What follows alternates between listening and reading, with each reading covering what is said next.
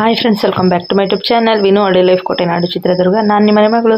ನಾನಂತೂ ಚೆನ್ನಾಗಿದ್ದೀವಿ, ನೀವು ಚೆನ್ನಾಗಿದ್ದೀರಾ ಅಂದ್ಕೊಂಡು ಇವತ್ತಿನ ಬ್ಲಾಗ್ ಸ್ಟಾರ್ಟ್ ಮಾಡೋಣ. ನೋಡ್ತಾ ಇರ್ಬೋದು, ಇವತ್ತಿನ ದಿನ ಈ ರೀತಿ ರಂಗೋಲಿ ಹಾಕ್ಕೊಂಡಿದ್ದೀನಿ. ಯಾವ ರೀತಿ ಇದೆ ಅಂತ ದಯವಿಟ್ಟು ತಪ್ಪದೆ ಕಮೆಂಟಲ್ಲಿ ತಿಳಿಸಿ. ಇನ್ನು ಇವತ್ತು ಬಂದುಬಿಟ್ಟು ಮಧುರನ್ ನೋಡೋಕ್ಕೆ ಹಾಸ್ಟೆಲ್ ಹತ್ರ ಹೊರಟಿದ್ದೀವಿ. ನಿನ್ನೆ ನೈಟ್ ಬಂದು ವಿನು ಬಂದಿದ್ದಾಳೆ ಮನೆಗೆ, ಹಾಗೆ ಅವಳನ್ನು ಕೂಡ ಹಾಸ್ಪಿಟ್ಲಿಗೆ ತೋರಿಸ್ಕೊಬರೋಣ ಅಂತ.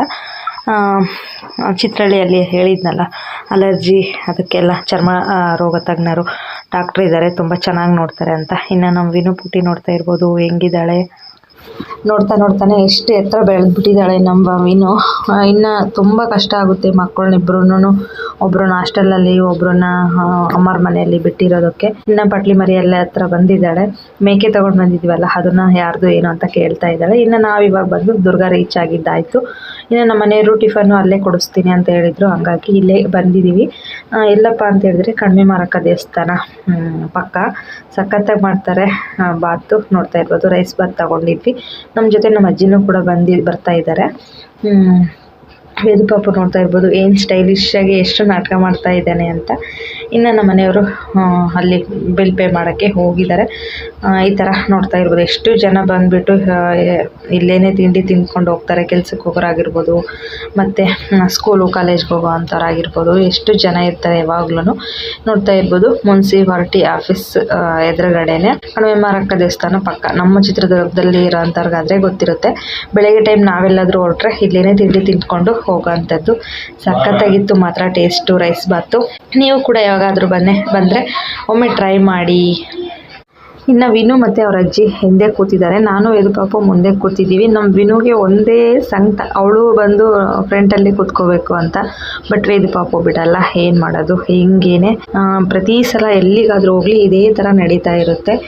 ಮಧುರ ಇದ್ಲಪ್ಪ ಅಂತಂದರೆ ಆರಾಮ್ಸೆ ಹಿಂದೆ ಕೂತ್ಕೋತಾಳೆ, ಇಲ್ಲ ಅಂತಂದರೆ ಈ ಥರ ನಾನು ನಿಮ್ಮ ಹತ್ರ ಬರ್ತೀನಿ ಅಂತ ಗೋಳಾಡ್ತಾಳೆ. ಹೆಂಗೋ ಅವಳನ್ನು ಗೋಳಾಡ್ತಾ ಇದ್ಲು, ಹಾಗೇನೆ ಸಮಾಧಾನ ಮಾಡ್ತಾ ಹೋಗ್ತಾ ಇದ್ದೀವಿ. ನೋಡ್ತಾ ಇರ್ಬೋದು ಇನ್ನು ಮಾರ್ನಿಂಗೇನೆ ಹೊರಟಿರೋದ್ರಿಂದ ಅಷ್ಟೊಂದು ಯಾವೂ ಅಂಗಡಿಗಳು ಬಾಗಿಲು ತೆಗ್ದಿಲ್ಲ.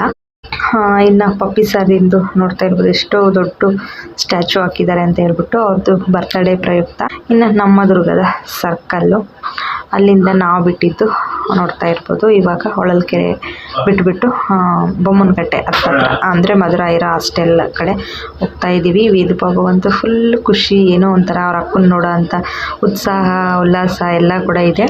ಇನ್ನು ಪಕ್ಕದಲ್ಲೇ ಇರೋವಂಥ ಕೆರೆಯಲ್ಲಿ ತುಂಬಿತ್ತು ಕೆರೆ. ಹೋದ ಸರಿ ಬಂದಾಗ ಇವಾಗ ನೋಡ್ತಾ ಇರ್ಬೋದು ಏನು ಬತ್ತೆ ಹೋಗಿದೆ.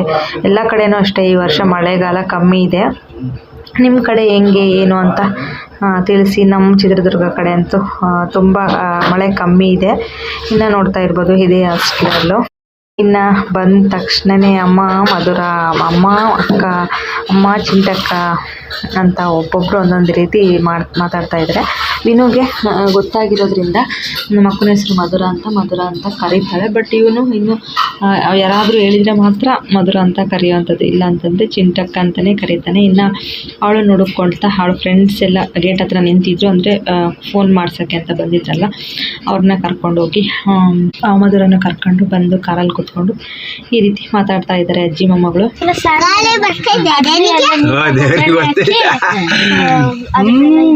ಮಸಾಲೆ ಹಾಕಿ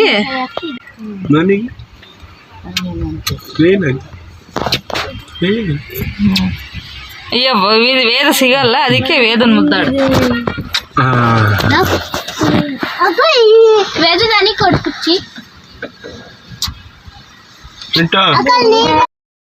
ಅವ್ರ ಅಪ್ಪಾಜಿ ಅವ್ರ ಅಕ್ಕನ ಹತ್ರ ಜಾಸ್ತಿ ಮಾತಾಡಿ ಮುದ್ದಾಡಿ ಎಲ್ಲಿ ಇದು ಮಾಡ್ತಾರ ಅಂತ ಹೇಳ್ಬಿಟ್ಟು ಅವನೇ ಅವ್ರ ಅಪ್ಪಾಜಿಗೆ ಮುದ್ದು ಕೊಡೋಕೆ ಹೋಗೋದು. ಆ ರೀತಿ ಮಾತಾಡ್ತಿದ್ದಾನೆ, ಎಲ್ಲಿ ನಮ್ಮ ಅಕ್ಕನ ನಮ್ಮ ಅಪ್ಪಾಜಿ ಮೇಲೆ ಕೂರಿಸ್ಕೊಬಿಡ್ತಾರೋ ಮಾತಾಡ್ತಾರೋ ಅಂತ.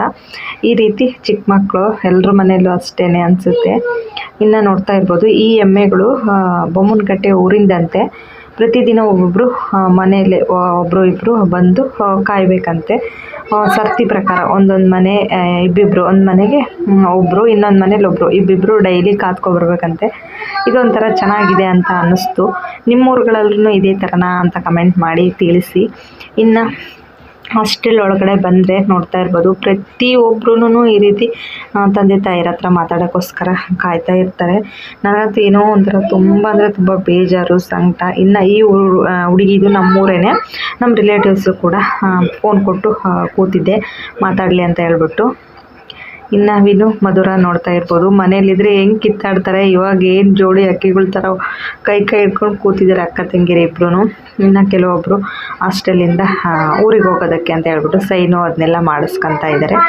ತುಂಬ ಚೆನ್ನಾಗಿ ಅಕ್ಕ ತಂಗಿ ನೀಟಾಗಿ ಕೂತ್ಕೊಂಡು ಎಷ್ಟೊತ್ತು ಭಾಳ ಹೊತ್ತಿನ ತನಕ ಮಾತಾಡಿದರು. ಇನ್ನು ಕೊನೆ ಲಾಸ್ಟಿಗೆ ಅವರ ಅಜ್ಜಿ ಬಂದುಬಿಟ್ಟು ನಾವು ನಿನ್ನೆ ದೇವಸ್ಥಾನಕ್ಕೆ ಹೋಗಿದ್ವಿ, ಅಲ್ಲಿ ಒಂದು ದಾರ ತೊಗೊಂಬಂದಿದ್ವಿ. ಹಂಗಾಗಿ ನಮ್ಮ ಅಜ್ಜಿ ಕಾಲಿಗೆ ಕಟ್ತಾ ಇದ್ದಾರೆ ಮೊಮ್ಮಗಳಿಗೆ. ಇನ್ನು ಮಧುರ ಫ್ರೆಂಡ್ಸ್ ಎಲ್ಲ ಒಂದು 3-4 ಜನ ಮಾತಾಡಿದರು. ಇನ್ನೂ ಇಬ್ಬರು ಕೂಡ ಇದ್ದಾರೆ. ಅವ್ರಿಗೆ ಫೋನ್ ಕೊಟ್ಟು ನಿಂತಿದ್ದೀವಿ. ನೋಡ್ತಾ ಇರ್ಬೋದು, ಹಾಸ್ಟೆಲಲ್ಲಿರೋರಿಗೆ ಗೊತ್ತಾಗಿರುತ್ತೆ ಈ ಕಷ್ಟ ಏನು ಅಂತ. ನಿಜವಾಗ್ಲೂ ತುಂಬ ಕಷ್ಟ ಆಗುತ್ತೆ. ಮಕ್ಕಳಿಗೆಲ್ಲ ಫೋನ್ ಸಿಗೋದಾಗಿರ್ಬೋದು ಜಾಸ್ತಿ ಸಿಗಲ್ಲ. ಹಂಗಾಗಿ ಇನ್ನು ವಿನು ಮತ್ತು ಮಧುರ ಇಬ್ಬರು ಮುದ್ದಾಡೋದು ನೋಡ್ತಾ ಇದ್ರೆ ನನಗಂತೂ ಒಂಥರ ಹೊಟ್ಟೆಲಿ ಗರಳು ಕಿವುಚ್ ಥರ ಆಗ್ತಾಯಿತ್ತು. ಇಬ್ಬರು ಕೂಡ ಎಷ್ಟು ಒಂಥರ ಹೇಳೋಕ್ಕೆ ಆಗಲ್ಲ, ಅಷ್ಟು ಫೀಲ್ ಮಾಡ್ಕೊತಾ ಇದ್ರು. ಇನ್ನು ಮಧುರಾಗೆ ಅಳಬೇಕು ಅಂದರೆ ಅಳು ಬರ್ತಾ ಇಲ್ಲ. ಜಾಸ್ತಿ ಇವಳು ಒಂಥರ ಅಳಲ್ಲ, ಎಲ್ಲರ ಹತ್ರನೂ ತೋರಿಸ್ಕೊಳ್ಳಲ್ಲ ಆ ರೀತಿ ನಮ್ಮ ಮಧುರ. ಮಧುರ ಫ್ರೆಂಡು ಸ್ಫೂರ್ತಿ ಅಂತ ಹೇಳ್ಬಿಟ್ಟು ನಮ್ಮೂರಿಗೆ ಜಾತ್ರೆಗೆ ಬಂದಿದ್ಲಲ್ವ ಅವಳು. ಇವಳ ಹೆಸರು ಬಂದುಬಿಟ್ಟು ಮಾನ್ವಿ ಅಂತ. ಇವಳು ಕೂಡ ಅಷ್ಟೇ ಮಧುರ ಫ್ರೆಂಡು. ತುಂಬ ಕ್ಯೂಟ್ ಆಗಿದ್ದಾಳೆ. ನೋಡ್ತಾ ಇರ್ಬೋದು ಎಷ್ಟು ಕ್ಯೂಟ್ ಆಗಿದ್ದಾಳೆ ಅಂತ. ಇನ್ನು ಲಾಸ್ಟಲ್ಲಿ ಇನ್ನೊಮ್ಮೆ ಅವ್ರ ಚಿಕ್ಕಪ್ಪನಿಗೇನೋ ಫೋನ್ ಮಾಡ್ತೀನಿ ಅಂತ ಹೇಳಿದ್ಲು, ಹಂಗಾಗಿ ಕೊಟ್ವಿ. ಇನ್ನು ಅಲ್ಲಿಂದ ನಮ್ಮ ಮನೆಯವ್ರು ಇದ್ದಾರಲ್ಲ, ಅವ್ರ ಅಕ್ಕ ಅವ್ರ ಮನೆಗೆ ಹೋಗ್ತಾ ಇದ್ದೀವಿ. ಅಂದರೆ ನಮ್ಮ ಅಜ್ಜಿ ಅವ್ರ ಮನೆ ಕೂಡ ಅವರು ಸೋದರಳಿಯನ್ಗೇನೆ ಕೊಟ್ಟಿರೋ ಅಂಥದ್ದು ನಮ್ಮ ಮನೆಯವರಿದ್ದಾರಲ್ಲ ಅವ್ರ ಅಕ್ಕನ. ಮತ್ತು ನಮ್ಮ ಮನೆ ಪಕ್ಕದಲ್ಲಿ ಏನು ನಮ್ಮ ಅಕ್ಕ ಇದ್ದಾರೆ ಅವರು ಅವ್ರ ಮನೆಯೂ ಕೂಡ ಇದೇ ಆಗಿರುತ್ತೆ. ನಮ್ಮ ಚಿಕ್ಕಮ್ಮ ಇದ್ದಾರಲ್ಲ ಅವರ ಅಣ್ಣ. ತುಂಬ ಲಾಗ್ಗಳಲ್ಲಿ ಹೇಳಿದ್ದೀನಿ. ಇನ್ನು ನಮ್ಮ ಮನೆ ಪಕ್ಕದಲ್ಲಿ ನಮ್ಮ ಅಕ್ಕ ಏನಿದ್ದಾರೆ ಅವರ ಅಣ್ಣನಿಗೆ ನಮ್ಮ ಚಿಕ್ಕಮ್ಮನ ಕೊಟ್ಟಿರೋ ಅಂಥದ್ದು. ನಮ್ಮ ಚಿಕ್ಕಮ್ಮ ಅವರ ಅಣ್ಣನ ನಮ್ಮ ಅಕ್ಕ ಮದುವೆ ಆಗಿರೋ ಈ ರೀತಿ ಎದುರ ಹೆಣ್ಣು ಅಂತಾರಲ್ಲ ಆ ರೀತಿ ಮಾಡಿರೋ ಅಂಥದ್ದು. ಇನ್ನು ಮಧುರ ನೋಡೋಕೆ ಬಂದಾಗಲೆಲ್ಲನೂ ಇಲ್ಲಿಗೆ ಬರ್ತೀವಿ. ಯಾಕಂದರೆ ಹೊಳಲ್ಕೆರೆಗೆ ನಿಯರ್ ಇದೆ. ಹೊಳಲ್ಕೆರೆ ಪಕ್ಕನೇ ಇರೋ ಅಂಥ ಹಳ್ಳಿ ಇದು. ಟೇಷನ್ ಅಂತ ಹೇಳ್ಬಿಟ್ಟು ಹೊಳಲ್ಕೆರೆ ಟೇಷನ್ನು. ಹಂಗಾಗಿ ನಮ್ಮ ಅಜ್ಜಿನೂ ಕೂಡ ಬಂದಿದ್ದಾರೆ. ಹಂಗೆ ಮಕ್ಕಳನ್ನೆಲ್ಲ ನೋಡ್ಕೊಂಡು ಹೋಗೋಣ ಅಂತ. ನಮ್ಮ ಅಜ್ಜಿಗೆ ಇತ್ತೀಚೆಗೆ ಯಾಕೋ ಈ ವಾರದಿಂದ ತುಂಬ ಹುಷಾರಿರಲಿಲ್ಲ. ಹಾಗಾಗಿ ನಮ್ಮ ಅಜ್ಜಿ ಮೊಮ್ಮಕ್ಕಳೆಲ್ಲ ಏನಿದ್ದಾರೆ ನಮ್ಮ ಚಿಕ್ಕಮ್ಮನ ಮಕ್ಕಳು ಅವರೆಲ್ಲರೂ ಕೂಡ ನೋಡ್ತಾರೆ ಅಂತ ನಾವು ಕೂಡ ಅವ್ರಿಗೂ ಒಂದು ಚೇಂಜ್ ಸಿಕ್ಕಂಗೆ ಆಗುತ್ತೆ. ಒಂದೇ ಹತ್ರ ಇದ್ದು ಬೋರ್ ಅಂತ ಹೇಳ್ಬಿಟ್ಟು ಅಜ್ಜಿನ ಕರ್ಕೊಂಡು ಬಂದಿದ್ದೀವಿ. ಅಜ್ಜಿ ಇದಾರಲ್ಲ ನಮ್ಮ ಅಜ್ಜಿ ಅವ್ರ ಅಕ್ಕ ಇಲ್ಲೇ ಇರೋವಂಥದ್ದು. ಬನ್ನಿ ತೋರಿಸ್ತೀನಿ. ಅಜ್ಜಿ ಮತ್ತೆ ನಮ್ಮ ಅಜ್ಜಿ ಅಕ್ಕನ ಇಬ್ರನ್ನ ನೋಡ್ತಾ ಇರ್ಬೋದು. ಅಕ್ಕ ತಂಗಿರಿರು ಎಷ್ಟು ಪ್ರೀತಿಯಿಂದ ನೋಡ್ಕೊಂತಾರೆ. ಬರೇ ಅಡಿಕೆ ಕುಟ್ಟಿಸ್ಕೇಳಜ್ಜಿ ಒಂದು ಸ್ವಲ್ಪ ನಿನಗೆ ಅಲ್ಲ ಹಾಕ್ಯಣ ಕಾರ್ನಾಗೆ. ಇನ್ನು ಇವರು ಬಂದು ನಮ್ಮ ಮನೆಯವರು ಇದ್ರಲ್ಲ ಅವ್ರ ದೊಡ್ಡಮ್ಮ ಮತ್ತು ಅವರ ಅಮ್ಮ ಇಬ್ಬರೂ ಕೂಡ ನಮ್ಮ ಅಪ್ಪಾಜಿಗೆ ಹತ್ತೆರಾಗಬೇಕು. ಅಂದರೆ ನಾಲ್ವರಂತಿವರು. ಇವಾಗ ಸದ್ಯಕ್ಕೆ ಇಬ್ಬರು ಇದ್ದಾರಲ್ವ, ಇವರು ಹತ್ತೆರಾಗಬೇಕು. ಹಂಗಾಗಿ ನಾನು ಇವ್ರನ್ನ ಅಜ್ಜಿ ಅಂತ ಕರಿತೀನಿ. ಇನ್ನು ನೋಡ್ತಾ ಇರ್ಬೋದು ಇವರೆಲ್ಲನೂ ನಿಮಗೆಲ್ಲ ಪರಿಚಯ ಇದ್ದಾರೆ ಅಂತ ಅನಿಸುತ್ತೆ. ಯಾಕಂದರೆ ಅಲ್ಲಿ ಊರಿಗೆ ಬಂದಾಗ ಎಲ್ಲರನ್ನೂ ನೋಡಿರ್ತೀರ. ಇನ್ನು ಇವರ ಮನೆ ಇದು. ನಮ್ಮ ಚಿಕ್ಕಮ್ಮ ಏನಿದ್ದಾರೆ ಅವ್ರನ್ನ ದೊಡ್ಡ ಮಗಳನ್ನ ಇದೇ ಮನೆಗೆ ಕೊಟ್ಟಿರೋ ಅಂಥದ್ದು. ನಾವು ಈ ಕಡೆ ಎಲ್ಲರ ಮನೆಯಲ್ಲೂ ಅಡ್ಡಾಡ್ಕೊಂಡು ಬರೋ ಅಷ್ಟರಲ್ಲಿ ನಮ್ಮ ಚಿಕ್ಕಮ್ಮರು ಮಂಡಕ್ಕಿ ಒಗ್ಗರಣೆ ಮಾಡಿದರು. ಹಂಗಾಗಿ ಊಟ ಮಂಡಕ್ಕಿ ತಿಂಡಿನ ತಿಂದ್ಕೊಂಡು ಇನ್ನು ಊರ ಕಡೆ ಹೊರಡ್ತಾ ಇನ್ನು ಮಕ್ಕಳಂತೂ ತುಂಬ ಅಂದರೆ ತುಂಬ ಖುಷಿಯಾಗಿ ಎಷ್ಟು ಎಂಜಾಯ್ ಮಾಡಿದರು ನಮ್ಮನ್ನು ನೋಡಿದ ತಕ್ಷಣ. ಯಾಕಂದರೆ ಅಲ್ಲಿ ಬಂದಾಗೆಲ್ಲ ನೋಡ್ತಾ ಆಡ್ತಾ ಇದ್ರಲ್ವ. ಹಾಗಾಗಿ ಇನ್ನು ಹೊರಟ್ವಿ. ನೋಡ್ತಾ ಇರ್ಬೋದು ನಮ್ಮ ದುರ್ಗದ ಕಡೆ ನಮ್ಮ ನಡೆ. ಇನ್ನು ನಾವು ಬಂದಿರೋದು ಭಾನುವಾರದ ಟೈಮ್ ಆಗಿರೋದ್ರಿಂದ ಚಿತ್ರಹಳ್ಳಿಯಲ್ಲಿ ಹಾಸ್ಪಿಟ್ಲು ರಜಾ ಇತ್ತು. ಹಂಗಾಗಿ ಬರೀ ಮೆಡಿಷನ್ಸ್ ಅಂತಂದರೆ ಕ್ರೀಮು ಆಯಿಂಟ್ಮೆಂಟು ಎಲ್ಲ ತಗೊಂಡು ಸೋಪ್ ತಗೊಂಡು ಹೊರಟಿದ್ದೀವಿ. ಇನ್ನು ನಮ್ಮ ಅಜ್ಜಿಗೂ ಕೂಡ ಅಷ್ಟೇ ತುಂಬಾ ಅಲರ್ಜಿ ಆಗಿತ್ತು.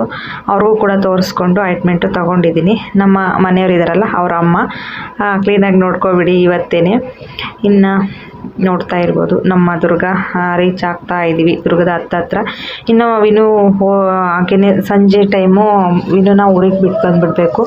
ಹಾಗೆ ಅವಳಿಗೆ ಸ್ವಲ್ಪ ಹೊಸ ಬಟ್ಟೆ ಏನಾದರೂ ಕೊಡ್ಸೋಣ ಅಂತ ಹೇಳ್ಬಿಟ್ಟು ಡೈಲಿ ಹಾಕ್ಕೊಳ್ಳೋಕ್ಕೆ ಇವಾಗ ವಿಶಾಲ್ ಮಾರ್ಟ್ಗೆ ಬಂದಿದ್ದೀನಿ. ಬಂದು ಹೋಗಲೇ ಪರ್ಚೇಸ್ ಮಾಡಿದ್ದಾಯಿತು. ಇನ್ನು ಬಿಲ್ ಹಾಕ್ಸ್ಲಿಕ್ಕೆ ಅಂತ ನಿಂತಿದ್ದೀನಿ. ತುಂಬ ಅಂದರೆ ತುಂಬ ಚೆನ್ನಾಗಿದ್ದಾವೆ ಟೀ ಶರ್ಟು ಪ್ಯಾಂಟು ಈ ಥರ ಎಲ್ಲ. ಇನ್ನು ನಾನು ಬಂದು ಬರೀ ಟೀ ಶರ್ಟು 2 ಜೀನ್ಸ್ ತೊಗೊಂಡಿದ್ದೀನಿ. 2 ಟೀ ಶರ್ಟು 2 ಜೀನ್ಸ್ ಇಷ್ಟೇ ತೊಗೊಂಡಿರೋ ಅಂಥದ್ದು.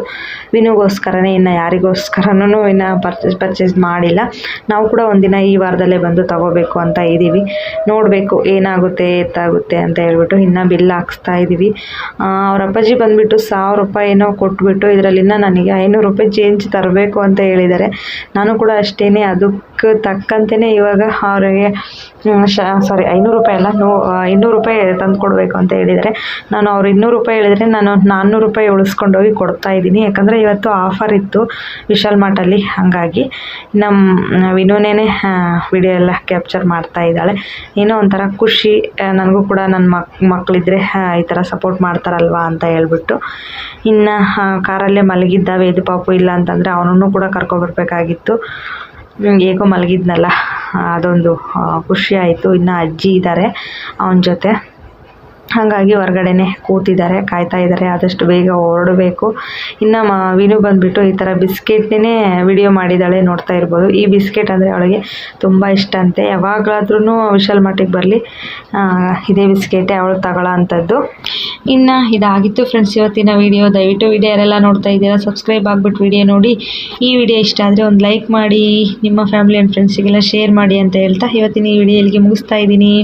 ಇನ್ನು 18 ರೂಪಾಯಿ ಬ್ಯಾಗಿಗೆ ಯಾಕೆ ವೇಸ್ಟು ಅಂತ ಹೇಳ್ಬಿಟ್ಟು ಹೇಗೋ ಕಾರಲ್ಲಿ ಅಲ್ವಾ ಬಂದಿರೋದು, ಹಾಗಾಗಿ ಕೈಯಲ್ಲೇ ಹಿಡ್ಕೊಂಡು ಹೋಗ್ತಿದ್ದೀನಿ. ಯಾರು ತಪ್ಪು ತಿಳ್ಕೊಬೇಡ್ರಿ. ಬಾಯ್.